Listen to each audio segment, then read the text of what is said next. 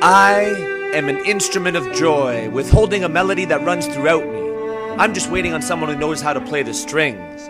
When I broke up with my last girlfriend, she said I'll never find another one like her. Well, good. That was the point, wasn't it? Yet, things have changed drastically since the last time I was single and hassle-free. Everyone is so cold and defensive, despite good intentions, that it's nearly impossible to try and fully understand someone. It was so easy when I was 19 to get my hands on a single-serving fuck because everyone, myself included, was a heartless, emotion-abusive slut. Yet, you were able to approach someone and start a conversation without having to worry what they would soon tell the world through social networks.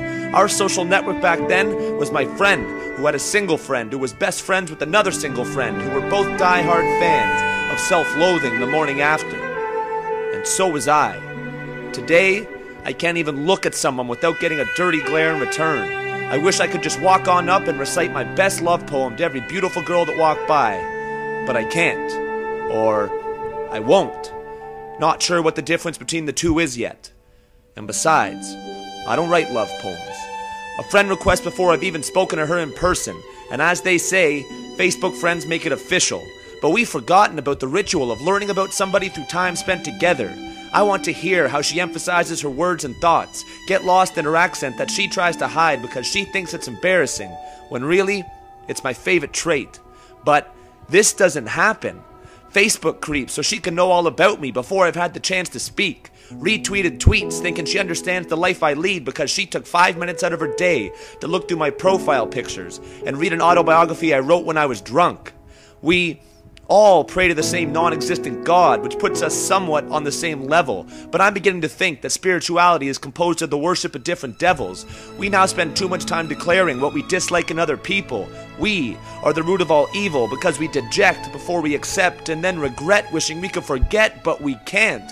Can we? I'm sick of reading depressing statuses about love's lost when we paid a price which resulted in a cost, so now we turn and we toss to the point where we become just another caffeine-addicted fiend, struggling to remain awake or alive.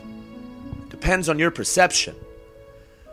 I am an instrument of joy, withholding a melody that runs throughout me. I'm just waiting on someone who knows how to play the strings.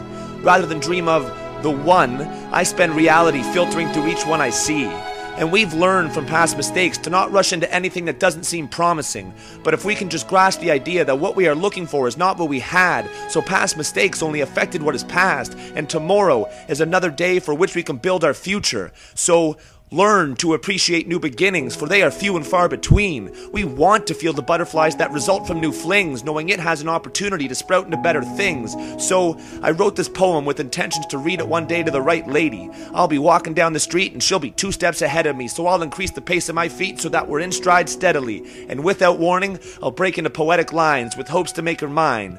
But until then, I can't. Or I won't. Not sure what the difference between the two is yet. And besides, I don't write love poems.